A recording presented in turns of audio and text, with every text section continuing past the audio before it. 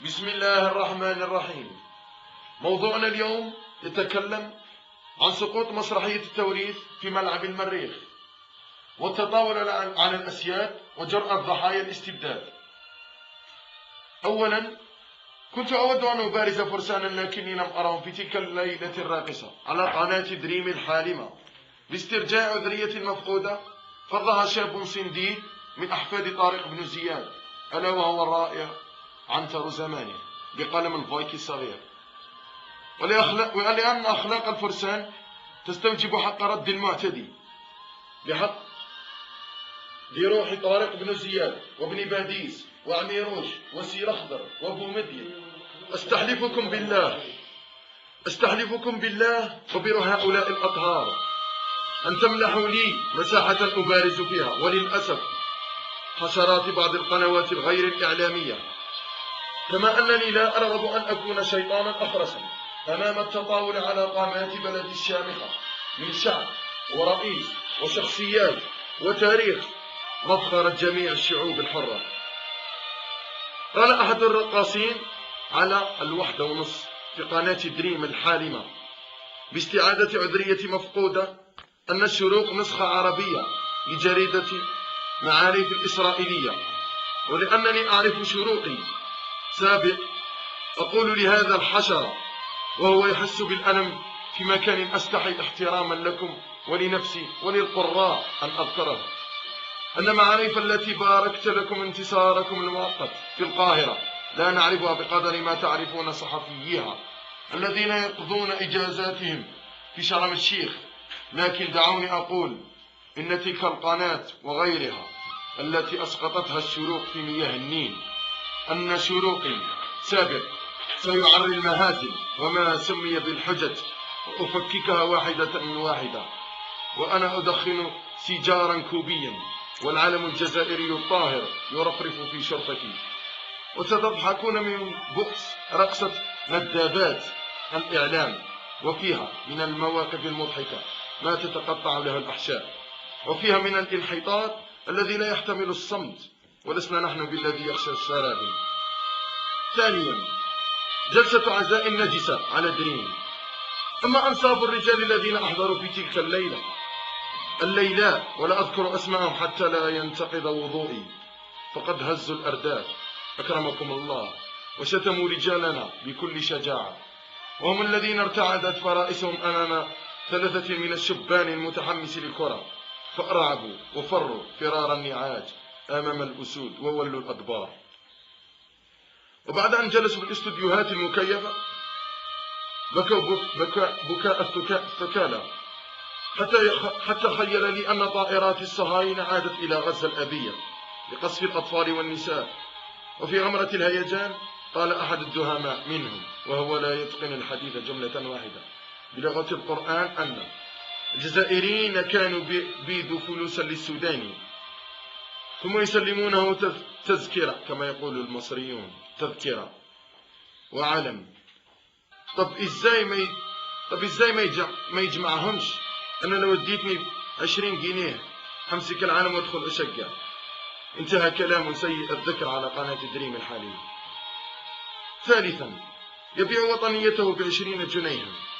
لاحظوا معي أن الندابة وهي مهنة في مصر، وفي غمرة تؤلمه لما أسماه اغتصابا لبكارته على ضفاف النيل السوداني قال بالحرف الواحد إنه مستعد لتشجيع فريق يلعب ضد منتخبه الوطني مقابل 20 جنيه. يا للعار لا غير. وهذا هو الفرق بيننا وبين تفكير ثقافة هز البطن. لقد كان الشباب المغترب الجزائري بحسب الرواية المصرية يشترون التذكرة من السوق السوداء ب400 أورو. يا اليهودي دي بتشتري 400 صحن فول، أي ما يعدل وجبة ل400 يومي يا باشا، بل تشتري كثيرا من ما لا نبيعه نحن.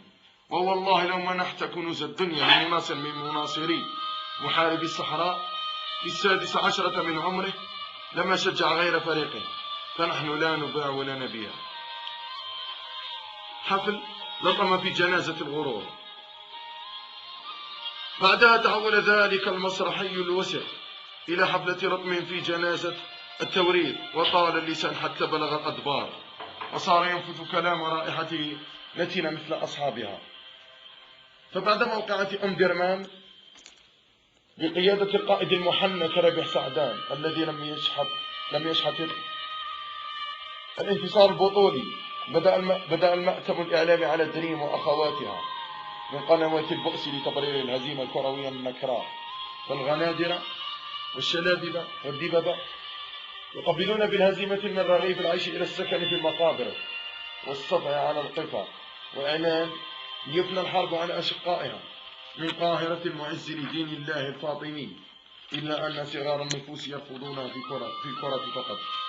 والأشقاء وهم الأخت الكبرى التي ترغب أن يبقى العرب صغارا. شاهد كما يقول عادل إمام، شاهد ما شافش حاجة، شاهد مرعوب ما شافش حاجة. بدأ المسرحية السخيفة بالادعاء بمحاصرة عشرات الآلاف من الفارين من ملعب المريخ من طرف قوات جزائرية خاصة نزلت وقت المباراة على متن طائرات حربية. شوف الخيال السينمائي الرائع. لذلك كان بإمكانهم صنع الأفلام والسينما. ويا للمهزلة، قال أحدهم إنهم أحضروا بطالة مسلوقة ووضعوا فيها مسامير لضرب المصريين، وأصر هؤلاء أن البطاطا كانت مغلية، بمعنى أنها رخوة لا تتحمل المسامير التي غرزت فيها.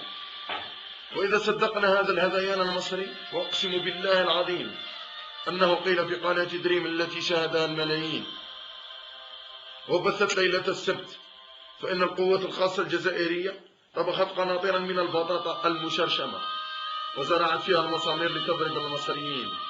ولكم أن تتخيلوا كم من الطناجر المصرية يحتاجونها لسلقها. شوفوا الخيال.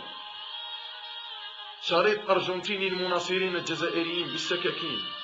الحجة التي أرادت بها زفة دريم والنواحات التي حضرت مجلس العزاء بعد مقتل الغرور والعنجهية إفحام الجزائريين بها هو شريط أرجنتيني. أقسم لي صديق من غزة أنه من البطولة الأرجنتينية، وهو لشباب يحملون بعض السكاكين والشفرات يلوحون بها في السماء، وقد ركب عليه صوت أهازيج الجمهور الجزائري الرائعة. وقيل أنهم قطعوا الجمهور المصري حتت. وقد رأيت الشريط وأنا إعلامي تلفزيوني وأعرف لغة الصورة، ولم يكن بين الشباب ولا واحد يحمل علما جزائريا أو يرتدي قميصا للفريق الوطني ولا بوندانا في مرفقه. فكيف بالله عشرات من المشجعين لا يحمل منهم ولا واحد أي سمة تدل على أنه جزائري، رغم أننا رأينا أن المدرجات كانت مكتساة باللون الأخضر والأبيض. اللهم إلا السكاكين التي كانت تقطع الأدبار قبل العقول فتصدر صراخا وتأوهات، كمن فعل به فعل المشين من أفعال قوم لوط والمخانيث أجلكم الله. أما الفصل الثاني من المسرحية البائسة التي لعب فيها من سمومهم دكاترة وفنانين والمخانيث أجلكم الله. أما الفصل الثاني من المسرحية البائسة التي لعب فيها من سمومهم دكاترة وفنانين دورا لا بطولة، فهي أن 3,000 مسجون محكوم عليهم بالمؤبد، وواحد منهم محكوم عليه بالإعدام من الجزائريين أطلق سراحهم وأرسلوا إلى السودان لترويع المصاروة الطيبين.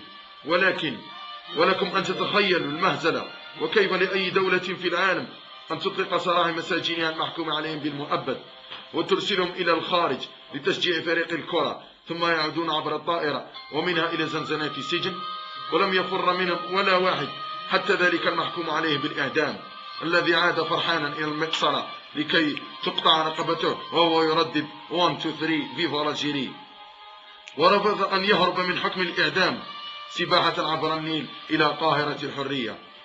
وأخيرا نصل إلى ختام حديثنا، وأقولها وأكرر كما قالها 40 مليون جزائري: 1 2 3 فيفا الجيري، 1 2 3 فيفا الجيري، 1 2 3 فيفا الجيري، 1 2 3 فيفا الجيري.